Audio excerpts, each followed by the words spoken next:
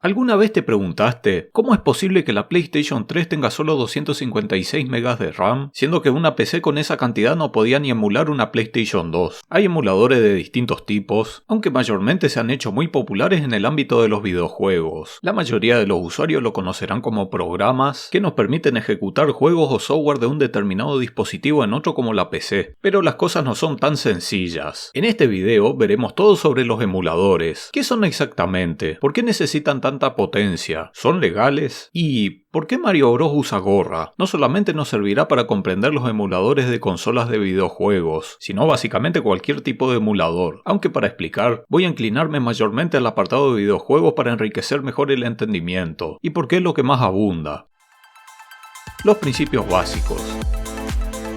Para entender los emuladores debemos partir desde la base. ¿Qué diferencia hay entre una PC y una consola u otro dispositivo? Es fundamental saber dos puntos importantes. El primero es que una PC funciona a partir de una serie de pulsos eléctricos. Solo hay dos estados posibles, apagado y encendido, representados por un 0 y un 1 respectivamente. Este es el código binario. Toda acción que nosotros hacemos en nuestra PC está representada por códigos binarios, desde pulsar una tecla, mover el mouse o abrir un menú. Cuando nosotros vemos esto, nuestra PC por dentro solo entiende esto. Y el segundo punto importante, una PC funciona a partir de la combinación de varios componentes, y cada componente suele cumplir un propósito específico. La memoria RAM nos permite mantener cualquier programa abierto, la placa de video nos proporciona la imagen, o el procesador, que es básicamente el cerebro de nuestra PC, encargado de comandar y ejecutar todas las instrucciones. Pero aún con todos estos componentes, hay una parte fundamental que se necesita para que la PC tenga una utilidad: un sistema operativo que maneje y administre todos esos recursos. De lo contrario, la PC no nos serviría para nada. Entendiendo todo esto, ¿cómo funcionan las consolas? Pues, exactamente de la misma manera. Las consolas también tienen procesador, memoria RAM, placa de video e incluso su propio sistema operativo. La mayoría de los dispositivos que conocemos hoy en día funcionan incluso bajo la misma filosofía, o de manera similar, aunque las consolas son cada vez más multiuso. Es decir, nos permiten hacer varias cosas, y no solamente jugar videojuegos, pero están principalmente optimizadas para estos, mientras que una PC se usa para una enorme cantidad de tareas. Y si son dispositivos tan similares, ¿por qué mi PC no puede ejecutar un juego de consola? Bueno, porque hay una diferencia importante. Los fabricantes no construyen el procesador de una consola con la misma arquitectura que el procesador de una computadora. Dicho de otra manera, una serie de ceros y unos en el procesador de una computadora no se interpreta de la misma manera que en el procesador de una consola. Puede que una serie de códigos binarios en la PC signifique sumar y una consola lo interprete como resta, o directamente no reconozca ninguna función para ese código. Todo software, incluyendo los videojuegos, en el fondo no son más que unas instrucciones de ceros y unos, y por esto la PC no es capaz de reconocer un videojuego hecho para consola y viceversa.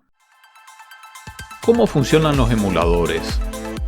Aquí es donde entran los emuladores. ¿Qué hacen exactamente? Los emuladores se encargan de tomar todas las instrucciones del videojuego, interpretarlas y enviarle al dispositivo una traducción que pueda entender. Es decir, una serie de códigos binarios que sí tengan sentido para nuestra PC si estamos intentando ejecutar un juego de consola. Hasta aquí parece todo muy sencillo. Sin embargo, hay muchas otras cosas en el camino. No es solamente la traducción del código. También se necesita reproducir y emular las características que tenga la consola, porque es muy probable que varios componentes y software de la consola no trabajen de la misma manera. Esto puede ir desde recrear algunas características como el sistema de sombras o la iluminación. También puede que la manera en que la consola gestiona la memoria RAM e interactúa con el medio de almacenamiento tampoco sea la misma. Y como si esto no fuera lo suficientemente complicado, toda esta información sobre el funcionamiento interno de la consola no está disponible. Es algo a lo que solo tienen acceso las compañías que crearon las consolas. Y el software, claro, es de código cerrado. Esto, claro, para proteger su modelo de negocio y evitar la piratería. Por lo que para crear un emulador, el único método es aplicar ingeniería inversa. Pero, ¿qué es esto de la ingeniería inversa? No se preocupen, lo voy a explicar con un ejemplo muy sencillo. Imaginémonos que nos vamos de excursión a una fábrica de alfajores. ¿A quién no le gustan los alfajores? Dentro de la fábrica hay una máquina con una cinta deslizante donde avanzan las tapitas de los alfajores. Esta cinta va llevando lentamente las tapitas a una zona de la máquina totalmente cubierta, donde no podemos ver qué es lo que pasa dentro. En la zona final van saliendo los alfajores ya hechos y listos. listos. Nosotros solamente vimos cómo entran las tapitas y cómo salen los alfajores ya hechos, pero no tenemos ni idea del proceso que hizo la máquina en el medio para elaborar los alfajores. Bueno, supongamos que ahora te pongo como objetivo crear la misma máquina que fabrique los mismos alfajores. Si querés podés seguir viendo cómo funciona la máquina desde fuera, pero la máquina no se puede desarmar, ni mucho menos es posible ver cómo funciona desde dentro. Esto es básicamente la ingeniería inversa. Necesitamos ir de adelante hacia atrás. El ingreso de las tapitas vendría a ser como insertar el juego en la consola. La máquina de alfajores es la consola y el juego ya ejecutado vendrían a ser los alfajores ya hechos. Entonces, si aplicás ingeniería inversa para crear una máquina de alfajores, ¿te va a salir exactamente igual? La respuesta es no. Las probabilidades son muy bajas. Puedes llegar a obtener resultados parecidos o no tan parecidos. Puede que la consistencia de los alfajores no sea la misma, o que el relleno tenga un sabor distinto, o no tenga la misma cantidad. Puede que la máquina trabaje más lentamente o consuma más electricidad. Muchas cosas pueden variar. Si pudiéramos hacer una réplica exacta de la máquina, deberían salir los mismos alfajores. Pero no podemos hacerlo porque nunca sabremos cómo funciona realmente por dentro. Podemos llegar a especular, podemos acercarnos a los resultados, pero es casi imposible que trabajen de la misma manera. Todo esto nos lleva al siguiente apartado del video: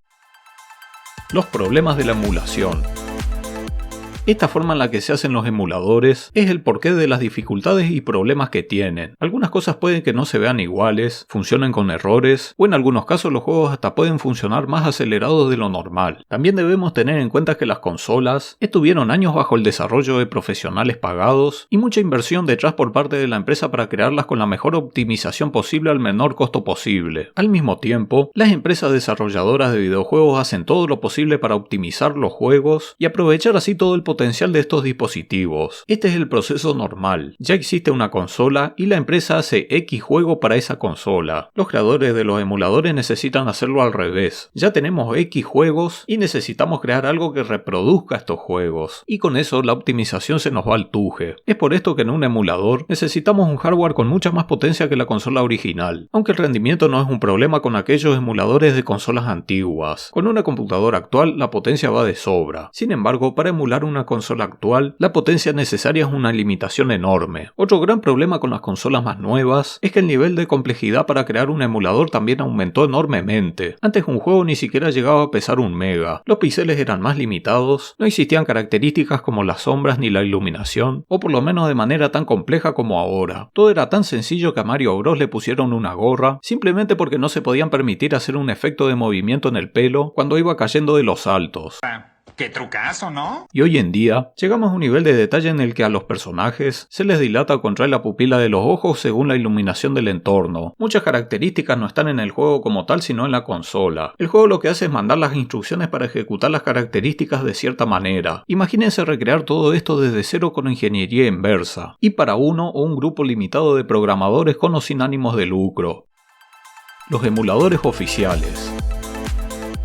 Hasta aquí vimos el caso de los emuladores independientes a la empresa oficial. Pero, ¿sabías que existen también emuladores oficiales? Con la vuelta a la popularidad por los juegos retros, Nintendo lanzó la NES Mini y la Super NES Mini, mientras Sony por su parte lanzó la PlayStation Classic. Estas consolas ya traen algunos juegos incorporados y también vinieron con algunas funciones adicionales. Pero lo curioso de estas consolas es que no poseen la misma arquitectura que sus versiones originales lanzadas hace décadas atrás. Son totalmente distintas a excepción de la carcasa, pero por dentro son básicamente computadoras con emuladores. En el caso de Nintendo, sus consolas vienen con un sistema operativo basado en Linux y un conjunto de emuladores hechos por una subsidiaria de ellos. Y por el lado de PlayStation Classic, usaron un emulador que Sony compró ya por los años 2000, el PCSX. En el pasado, la empresa había enfrentado este emulador en los tribunales, pero finalmente optaron por aplicar el método: si no puedes contra ellos, cómpralos.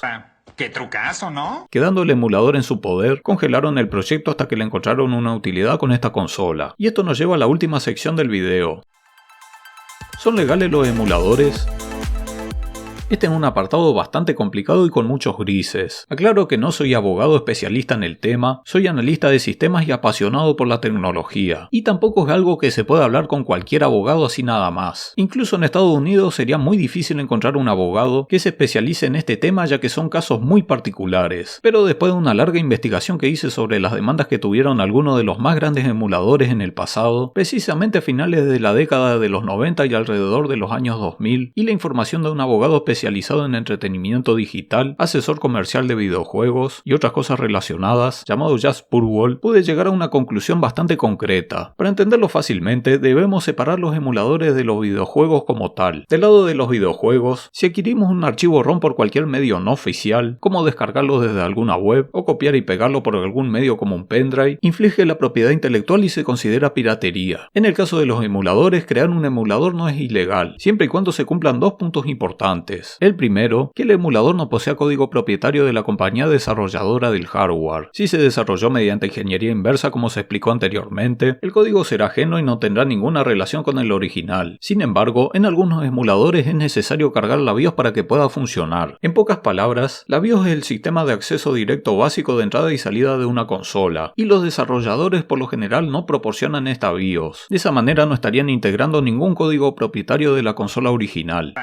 ¡Qué trucazo, ¿no? También podrían crear su propia BIOS mediante ingeniería inversa, pero algunos desarrolladores optan por no hacerlo debido a varios motivos. Puede que sea demasiado complicado o porque el rendimiento no les dé los resultados esperados. En segundo lugar, un emulador no es ilegal si y solo si el usuario que lo está usando lo haga con material original que él mismo compró y del cual él hizo la copia. En conclusión, los emuladores no son ilegales mientras no posean el código original de la compañía propietaria de la consola y solo funcionen con juegos originales, independientemente si se distribuyen gratis o no. Lo ilegal es piratear los videojuegos, pero como dije anteriormente, en este apartado hay muchos grises, principalmente porque en cada país las leyes pueden variar y porque no todo pasa por cuestiones legales, sino también por cuestiones de mercado. Dos grandes ejemplos fueron Connectix y Blim, emuladores de PlayStation 1 que estuvieron a la venta y cumplían las pautas anteriormente nombradas. No poseían fragmentos del código original de la consola y solo funcionaban con juegos originales, pero Sony consideró que los emuladores significaban un peligro para las ventas de sus consolas y buscó los medios posibles para llevarlos a tribunales y ejercer presión, como el uso de marcas registradas, el uso de imágenes de PlayStation para promocionar un emulador e incluso también por violación de propiedad intelectual, aunque en la mayoría de los casos los propietarios de los emuladores ganaban luego de aplicar apelaciones, pero en el caso de Connectix terminó cediendo al ser comprado por Sony. ¡Qué trucazo, ¿no? Y Blim fue descontinuado ante la presión luego de reiteradas demandas, ya que esto significaba para los desarrolladores un gasto de tiempo, esfuerzo y dinero. Además de estos ejemplos, también hay otros casos como las demandas de Blizzard hacia algunos servidores privados de su juego World of Warcraft, donde hacen uso de la emulación para poder ejecutar un servidor, por lo general luego de haberse hecho enormemente populares. O Nintendo, donde solicitó el cierre de algunas webs que proporcionaban ROMs ilegales de juegos como la NES o la Super NES antes de lanzar sus versiones nuevas de estas consolas clásicas. Esto nos lleva a la conclusión de que las compañías toman toda acción legal necesaria si consideran que un emulador puede afectar gravemente sus ingresos en la empresa, independientemente si los emuladores son legales o no. Aunque claro, de poseer alguna característica que lo haga ilegal, tiene todas las de perder ante cualquier mínima demanda, contrario a Connectix y Blim que se habían defendido con éxito hasta el último momento. Espero que este video te haya sido de utilidad. Si fue así, podés apoyar mi canal dándole un me gusta, suscribiéndote y activando la campanita. También podés ayudarme desde el botón unirte y te invito a cualquier otro video del canal que creas que te pueda servir. Muchísimas gracias a los miembros del canal y nos vemos la próxima. Hasta luego.